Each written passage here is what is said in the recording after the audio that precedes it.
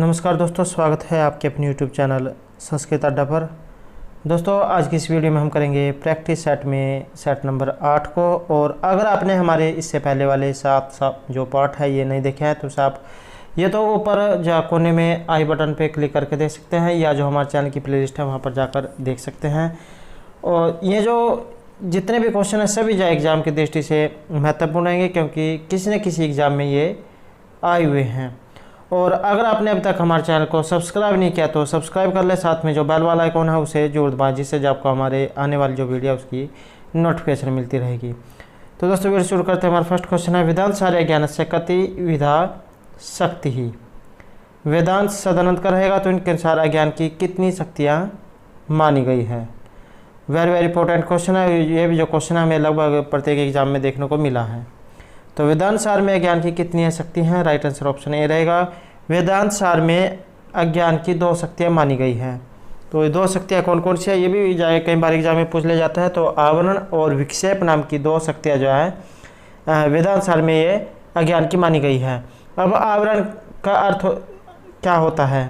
आवरण का अर्थ होता है किसी चीज़ को ढक लेना, अर्थात जिस प्रकार बादल सूर्य को ढक लेते हैं और उस समय अज्ञानी व्यक्ति सूर्य को प्रकाश रहित समझता है, ठीक उसी प्रकार अज्ञान आत्मा के स्वरूप को ढक लेता है। ये हो गई आवरण शक्ति। और दूसरी है विक्षेप शक्ति। तो विक्षेप अंधकार में पड़ी हुई रस्सी से सर्प का अभाव होना ही अज्ञान है, और इसमें विक्षेप जो शक्ति है ये काम करती है, अर्थात विक्षेप शक्ति मिथ्या पदार्थों को उत्पन्न करती है। जैसे अगर आप कहीं अंधेरे में जा रहे हो और वहाँ पर अगर रास्ते में रस्सी भी पड़ी होगी तो आप जब उसे साफ समझ लेंगे, तो यही जो है विक्षेप शक्ति है। तो इस प्रकार से 2 शक्तियाँ मानी गई है, आवरण और विक्षेप। नेक्स्ट क्वेश्चन है, वेदांत सारे अनिर्वचनीय की। वेदांत सार में जो अनिर्वचनीय है ये क्या माना गया है? तो यहाँ पर राइट आंसर ऑप्शन सी रहेगा। वेदांत सारे या वेदांत दर्शन व ज्ञानम अनिर्वचनीय मस्ती, अर्थात अज्ञान को अनिर्वचनीय माना गया है। नेक्स्ट क्वेश्चन है, वेदांत सारे लिंग शरीर से कति अवयव। वेदांत सार में ये जो लिंग शरीर है इसमें कितने अवयव हैं? तो इसमें कितने अवयव हैं? तो यहाँ जो हमारा राइट आंसर है ये ऑप्शन सी रहेगा, सप्तदश अवयवानी। तो इसमें कितने अवयव हैं? इसमें 24 जो है अवयव हैं। और कई बार जो एग्ज़ाम में ये भी पूछ लिया जाता है कि ये जो लिंग शरीर की जो उत्पत्ति हुई है ये कितने तत्वों से हुई है? तो इसकी जो उत्पत्ति है ये 17 अवयवों से हुई है। इसमें 5 ज्ञानेंद्रिय हैं, 5 कर्मेंद्रिय, 5 वायु, बुद्धि और मन। 5 ज्ञानेंद्रिय कौन सी हैं? जैसे श्रोत्र, त्वक, चक्षु, जिह्वा, घ्राण।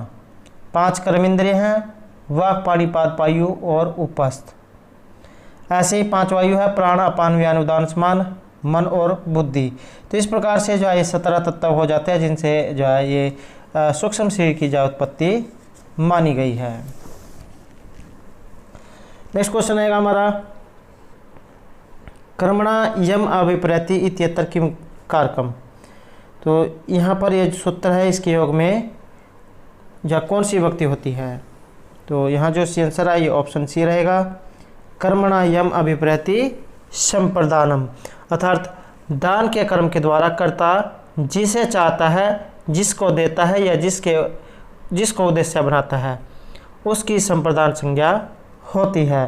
तो ये तो इसके द्वारा तो यहाँ पर कर्मणा यमाभिप्रति संप्रदानम के द्वारा संप्रदान संज्ञा हो गई है। विजय एग्जाम में क्वेश्चन पूछा जाता है कि संज्ञा करने वाला सूत्र कौन सा है? तो कर्मणा यमाभिप्रति संप्रदानम चतुर्थी व्यक्ति में जो है करता है। अब चतुर्थी किसके द्वारा होती है? तो चतुर्थी संप्रदान एक सूत्र है, उसके द्वारा चतुर्थी जो है संप्रदान में होती है। तो इस सूत्र के अनुसार संप्रदान कारक में चतुर्थी व्यक्ति होती है। और उसका जो उदाहरण है रहेगा जैसे विप्राय गाम ददाति, ब्राह्मण के गाय देता है। तो इस प्रकार जो है इसका उदाहरण है। नेक्स्ट क्वेश्चन रहेगा, निर्मक्षिकम अस्य पदस्य लौकिक विग्रह है। तो इसका जो लौकिक विग्रह है ये क्या है? तो इसमें जो आंसर है ऑप्शन डी रहेगा, मक्षी का आम नीरसु। तो ये जो है इसका लौकिक विग्रह है। और कई बार जो एग्ज़ाम में लौकिक, जैसे यहाँ पर लौकिक दिया गया है, तो अलौकिक भी जब पूछ लिया जाता है, तो जैसे यहाँ हो गया मक्षी का नाम अभाव है, मक्षी का आम नीरसु। तो इसमें जो समास है ये अव्ययभाव जय समास हो गया है। और अव्ययभाव समास कहाँ पर होता है? जहाँ शुरू में अव्यवजय दिया गया होता है, तो वहाँ पर अव्ययभाव समास होता है। और एग्जाम की दृष्टि से जो है महत्वपूर्ण जो है उदाहरण रहेगा। तो जिसमें पूर्व पद का अर्थ प्रधान रहता है वही जो है अव्ययभाव होता है। तो प्रायः पूर्व पदार्थ प्रधान अव्ययभाव द्वितीय है। इसका उदाहरण भी जो है एग्जाम में कई बार आ जाता है, जैसे उपकृष्णम। तो उप अव्यय है और कृष्ण संज्ञा है, तो दोनों का मिला हुआ रूप जो है उपकृष्णम हुआ है। नेक्स्ट क्वेश्चन रहेगा हमारा, पाणिनि मते मुनि शब्द से का संज्ञा भवति। तो यहाँ पर पाणिनि के मत में मुनि शब्द की इनमें से कौन सी संज्ञा हुई है? राइट आंसर ऑप्शन बी रहेगा, गी संज्ञा। और शेषोदय की एक सूत्र है, उसके द्वारा जो है घी संज्ञा होती है। और अगर यहाँ पर नदी होता तो युस्त्रक नदी जो सूत्र है उसके द्वारा नदी संज्ञा होती। अचो अंत्यादि टी जो है इससे टी संज्ञा, और अपरिक्त काल प्रत्यय जो है इसके द्वारा अपरिक्त संज्ञा होती। नेक्स्ट क्वेश्चन है, समास शास्त्रे प्रथमा निर्दिष्टम किम भवति। तो यहाँ जो राइट आंसर है ये ऑप्शन सी रहेगा। तो प्रथमा निर्दिष्टम समास उपसर्जनम, इसकी उपसर्जन संज्ञा होती है। तो और इसके जो अर्थ क्या है कि समास जो शास्त्र है इसमें, अर्थात समास करने वाले सूत्र में जो पद प्रथमांत पद हो उसके द्वारा विग्रह वाक्य में स्थित जिस पद का बोध हो वह उपसर्जन संज्ञक हो। जैसे अधि हरि। तो यहाँ जो शुरू में अधि शब्द आया है इसकी जो यहाँ पर उपसर्जन संज्ञा होगी। तो जो शुरू में दिया गया होता है अधि उपसर्ग, तो उसी की जो उपसर्जन संज्ञा होती है, अर्थात जो शुरू में होता है। नेक्स्ट क्वेश्चन है गुण संज्ञा विधायक सूत्रम। यहाँ पर गुण संज्ञा करने वाला सूत्र इनमें से कौन सा है? सी आंसर रहेगा ऑप्शन डी।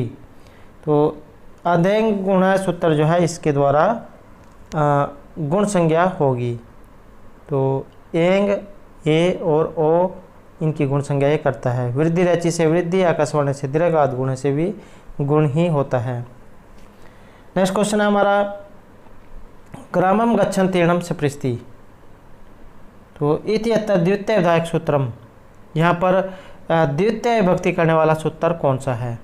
तो इसमें हमारा जो राइट आंसर ऑप्शन डी रहेगा, तथा युक्तम च अनिप्सितम।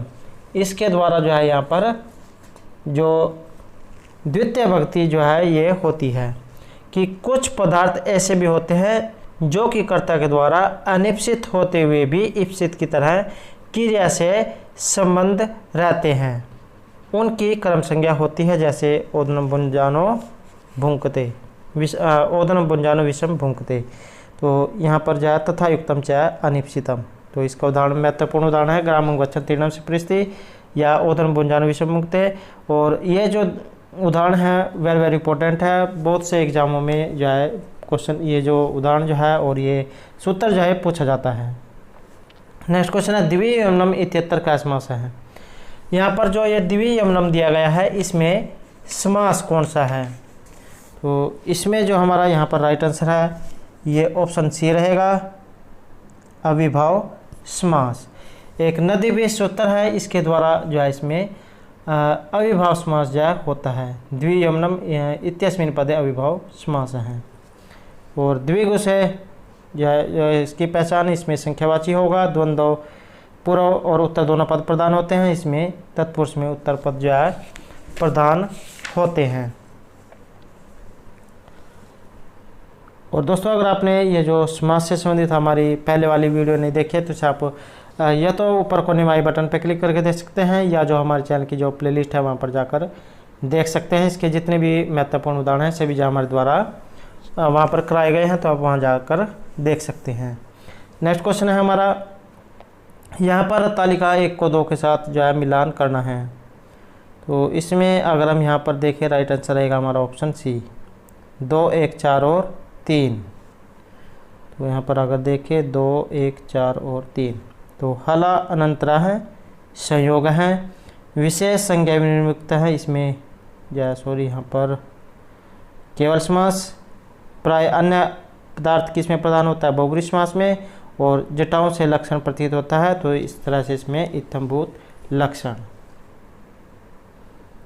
नेक्स्ट क्वेश्चन आएगा हमारा, भूतबली इत्यत्र समास के अनुसूत्रेण विधीयते। तो ये जो भूतबली जो यहाँ पर दिया गया है, इसमें समास जो है ये किस सूत्र के द्वारा होगा? इसका आंसर है ऑप्शन बी, चतुर्थी तदार्थ बलिहित सुख रक्षित। तो ये जो सूत्र है इसके द्वारा भूतबली में जो समास जो है ये होता है। वेरी इंपॉर्टेंट जो है ये भी उदाहरण है। नेक्स्ट क्वेश्चन है हमारा, क्रियायाम स्वतंत्रेण विवक्षित अर्थ कैस्यात्। तो क्रियायाम स्वतंत्रेण विवक्षित अर्थों कैस्यात्। तो यहाँ जो हमारा राइट आंसर है ये ऑप्शन सी रहेगा, कर्ता। तो क्रिया की सिद्धि में जो स्वतंत्र रूप से विवक्षित होता है उसी की कर्तृ संज्ञा होती है। जैसे रामायण पठ्यते, यहाँ जो क्रिया सिद्धि में स्वतंत्र या प्रधान रूप से विवक्षित राम की कर्तृ संज्ञा होगी। तो क्रिया स्वतंत्रेण विवक्षित अर्थ है कर्ता संज्ञा स्यात्। नेक्स्ट क्वेश्चन है, भाषा विज्ञाने बलाघातस्य भेदा सन्ति। भाषा विज्ञान में बलाघात के जो भेद हैं ये कितने हैं? राइट आंसर रहेगा ऑप्शन ए, चत्वारः 4। नेक्स्ट क्वेश्चन है, अर्थबोधस्य कति प्रमुख साधनानि। अर्थबोध के कितने प्रमुख साधन हैं? तो यहाँ जो आंसर ऑप्शन बी रहेगा। तो इसके जो है 9 प्रमुख साधन जो है माने गए हैं। नेक्स्ट क्वेश्चन है, अतादृशी गुणीभूत व्यंग्य किम काव्यम। तो इसमें जो हमारा राइट आंसर है ऑप्शन बी रहेगा, अतादृशी गुणीभूत व्यंग्य का तो उत्तम काव्यम। वेरी इंपॉर्टेंट जो है उदाहरण है। और आचार्य मम्मट के द्वारा जो है जो रचित है। और इसके जो यहाँ पर आचार्य मम्मट जो है इन्होंने काव्य के 3 भेद माने हैं, उत्तम, मध्यम और अधम।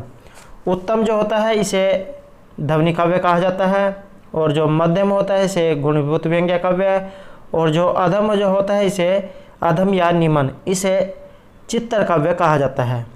अब जो उत्तम काव्य या ध्वनि काव्य क्या होता है, तो आचार्य मम्मट जो है इसके काव्य के भेद के बारे में बताते हैं कि एकदम उत्तम अतिशयनी व्यंग्य वाचा ध्वनि बुद्धि कथित है। अर्थात जहाँ वाच्य की अपेक्षा व्यंग्यार्थ की चमत्कारिता पाई जाती है वहाँ उत्तम काव्य होता है। और इसका उदाहरण भी है, वेरी इंपॉर्टेंट उदाहरण है, निशेष च्युतचंद्रम स्वतंत्रतम निर्मरिष्ट रागाधरो नेत्रे दूरमंजने पुलकिता तन्वित वेम तनहु। तो इस प्रकार से जो है इसका ये उदाहरण है।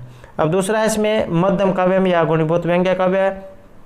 तो आचार्य मम्मट ने जो मध्यम काव्य या जो गुणीभूत व्यंग्य काव्य है इसकी परिभाषा करते हुए कहा है कि अतादृशी गुणीभूत व्यंग्य तो मध्यम काव्यम, अर्थात उस प्रकार के वाच्य से अधिक चमत्कारी व्यंग्यार्थ न होने पर गुणीभूत व्यंग्य नामक दूसरे प्रकार का काव्य होता है जो मध्यम काव्य कहलाता है। या इसका अर्थ यह भी है कि जहाँ वाच्यार्थ की अपेक्षा व्यंग्यार्थ में अधिक चमत्कारिता न पाई जाए वहाँ मध्यम काव्य होता है।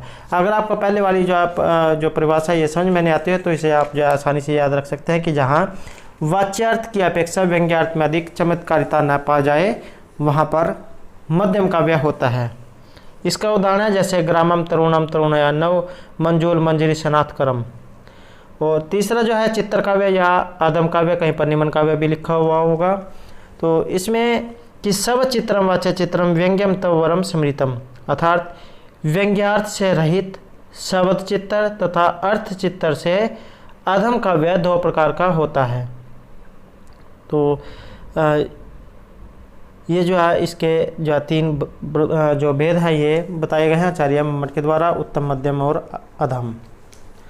नेक्स्ट क्वेश्चन आएगा हमारा, अधो निर्दिष्टेषु साध्यावसान लक्षणाएं उदाहरणम किं भवति। यहाँ पर साध्यावसान लक्षणा का जो उदाहरण है ये इनमें से कौन सा है? सी आंसर ऑप्शन ए रहेगा, गंगायाम घोषा गंगा में घर है। तो यहाँ पर लक्षणा के बाद होकर अर्थ ये निकलता है कि गंगा के जो किनारे हैं उस पर घर है।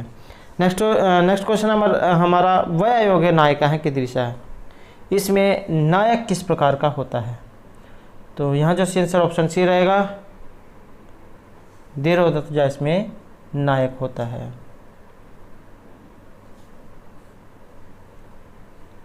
अगला क्वेश्चन है मृच कटिके कस्य रूप कस्य उदाहरण भवति। तो यहाँ पर ये जो मृच कटिक जो दिया गया है ये रूपकों में किसका उदाहरण है? तो किसका ये उदाहरण है? राइट आंसर रहेगा ऑप्शन बी। तो मृच कटिक जो है रूपकों में प्रकरण है, आचार्य जो सुदर्श जो है उनके द्वारा ये रचित है। और 10 जो इसमें अंक है, श्रृंगार रस है, नायक चारुदत्त और नायिका वसंत सेन है। आधार ग्रंथ जो इसका भास के जो रचित जो नाटक है चारुदत्त, और नामकरण अंक में जो 6 में मिट्टी की गाड़ी वाली जो घटना है उसके आधार पर इसका नामकरण हुआ है। गुण रीति और वृत्ति को देखा जाएगा तो प्रसाद गुण है, लाट रीति और कैसकी जो इसमें वृत्ति है। तो ये जो आपने याद रखने हैं। नेक्स्ट क्वेश्चन हमारा रौद्र रसस्य स्थायी भाव है क्या है? यहाँ पर जो ये रौद्र रस जो बताया गया है इसमें इसका स्थायी भाव जो है इनमें से क्या है? तो इसमें जो हमारा राइट आंसर है ये ऑप्शन डी रहेगा, क्रोध जो है इसका स्थायी भाव माना गया है। जैसे यहाँ पर पूछ लिया गया कि इसका स्थायी भाव क्या होता है क्रोध, तो इसका कई बार एग्जाम में रंग भी पूछ लिया जाता है कि किस वर्ण का ये होता है। तो लाल वर्ण का जो है ये होता है। और ये जो यहाँ प्रश्न जो पूछे गए हैं ये 9 होते हैं, श्रृंगार, हास्य, करुण, रौद्र, वीर, भयानक, विभत्स, अद्भुत और शांत। तो अगर हम और जो रस है इनके बारे में भी बात करें, क्योंकि एग्जाम में और के बारे में भी पूछ लिया जाता है। तो जैसे श्रृंगार जो है ये उद्रेक श्रृंग जो ये कहलाता है और इसके आगमन को श्रृंगार कहा जाता है, या उत्तम प्रकृति वाला, तथा रति जो इसका स्थायी भाव होता है। और इसके 2 भेद माने गए हैं, संभव और विपर्लम। हास्य जो होता है इसका जो स्थायी भाव है ये हास होता है। और जो करुण रस है ये इसका जो स्थायी भाव है ये शोक होता है। और कपोत वर्ण वाला तथा यम देने वाला ये माना गया है। ये भी जो बहुत बार आया है एग्जाम में और आसानी से याद रख सकते हैं, कैसे करुण कैसे कपोत। और इसका स्थायी भाव शोक रहेगा। रौद्र जो है इसका स्थायी भाव क्रोध, वर्ण जो इसका लाल होता है। और जो वीर रस है इसका स्थायी भाव जो है ये वीर रस वाला होता है। और इसको जो है स्वर्ण वर्ण वाला माना गया है। इसके 4 भेद होते हैं, ये भी जो है क्वेश्चन एग्जाम में पूछा गया है कि वीरस के कितने भेद होते हैं? 4 भेद जो इसके होते हैं, दानवीर, धर्मवीर, युद्धवीर और दयावीर। नेक्स्ट रहेगा भयानक, तो इसका स्थायी भाव भय, जिसे डर कहा जाता है। और विभत्स रस स्थायी भाव जो है जुगुप्सा होता है। और नील वर्ण तथा महाकाल देवता और इसका महाकाल देवता वाला विभत्स रस ये होता है। अर्थात इसमें जुगुप्सा जो है इसका स्थायी भाव होता है और नील वर्ण वाला ये होता है। अद्भुत इसका जो स्थायी भाव विस्मय होता है और पीत वर्ण वाला जो ये होता है। शांत समझ इसका स्थायी भाव है और देवता जय श्री नारायण इसके रहेंगे। तो इस प्रकार से जो 9 रस माने गए हैं। नेक्स्ट क्वेश्चन है भट्टनायकस्य भुक्तिवादकस्य मतस्य अनुकूलम। तो यहाँ पर किस मत के अनुकूल है? यहाँ पर जो सी आंसर है ऑप्शन बी रहेगा, संख्या मतस्य। नेक्स्ट क्वेश्चन है मल्लिनाथेन काव्यस्य अष्टम सर्ग पर्यंतमेव काव्यम व्याख्यानम रचितम। तो यहाँ जो हमारा राइट आंसर है ये ऑप्शन सी रहेगा, कुमार संभवस्य, कुमार संभव का। नेक्स्ट क्वेश्चन है लक्ष्मी चांचल्यम अस्मिन उपवर्णितम अस्ति। लक्ष्मी की जो चंचलता है ये किस में दिखाई गई है? यहाँ जो राइट आंसर ऑप्शन बी रहेगा, कादम्बर्याम, कादम्बरी में। और ये जो कादम्बरी जो ग्रंथ है ये महर्षि बाणभट्ट जो है उनके द्वारा रचित है। और काव्य विधा में ये जो है कथा है और श्रृंगार जो है इसमें रस है। नायक चंद्रपीड़ और नायिका जो है ये कादम्बरी है। और इसमें चंद्रपीड़ और जो पुंडरीक जो है इसके 3 जन्मों की जो कथा है उसका इसमें वर्णन हुआ है। नेक्स्ट क्वेश्चन आएगा हमारा वीर रस प्रधान नाटकम। यहाँ पर जो वीर रस से युक्त नाटक इनमें से कौन सा है? तो यहाँ जो राइट आंसर है ये ऑप्शन बी रहेगा, वेणी संहारम। तो यहाँ पर जो वेणी संहार जो ये दिया गया है ये वीर रस प्रधान नाटक है। और काव्य विधा में ये नाटक है, अंक जो है इसमें 6 हैं। भट्टनारायण जो है इनके द्वारा रचित है। नायक भीम है और नायिका द्रौपदी, महाभारत जो इसका आधार ग्रंथ रहेगा। गुण रीति की अगर बात करें औजगुण और गौड़ी शैली है इसमें। नेक्स्ट क्वेश्चन है एनम कवि नाम यह चक्रवर्ती इति वदंती विपश्चित है। तो यहाँ जो हमारा राइट आंसर है ये ऑप्शन डी रहेगा, महर्षि बाण है, महर्षि बाणभट्ट। नेक्स्ट क्वेश्चन रहेगा यहाँ पर सूची 1 को 2 के साथ जो है मिलान करना है। तो इसमें अगर हम यहाँ पर देखें राइट आंसर रहेगा हमारा ऑप्शन डी 4, 1, 2 और 3। तो इसमें देखें 4, 1, 2 और 3। तो यहाँ पर द्विविंशति सर्गात्मक अर्थात 22 सर्ग जो है इसमें नैषधीय चरित्र में है। और जो 20 सर्ग है ये शिशुपाल वध में है। 19 जो सर्ग है रघुवंश में रहेंगे और 18 किरातार्जुनीय में है। नेक्स्ट क्वेश्चन आएगा हमारा। तो ये थे हमारे दोस्तों आज के जो है संस्कृत प्रैक्टिस सेट में 8 से संबंधित कुछ महत्वपूर्ण क्वेश्चन जो आपके आगे आने वाले एग्जाम के लिए महत्वपूर्ण रहेंगे। और दोस्तों अगर आपने अभी तक हमारे चैनल को सब्सक्राइब नहीं किया तो सब्सक्राइब कर ले, साथ में जो बेल वाला आइकॉन है उसे जोड़ दबाएं, जिससे जो आपको हमारे आने वाली जो वीडियो है उसकी नोटिफिकेशन मिलती रहेगी। और दोस्तों हमारे साथ अंत तक रहने के लिए धन्यवाद।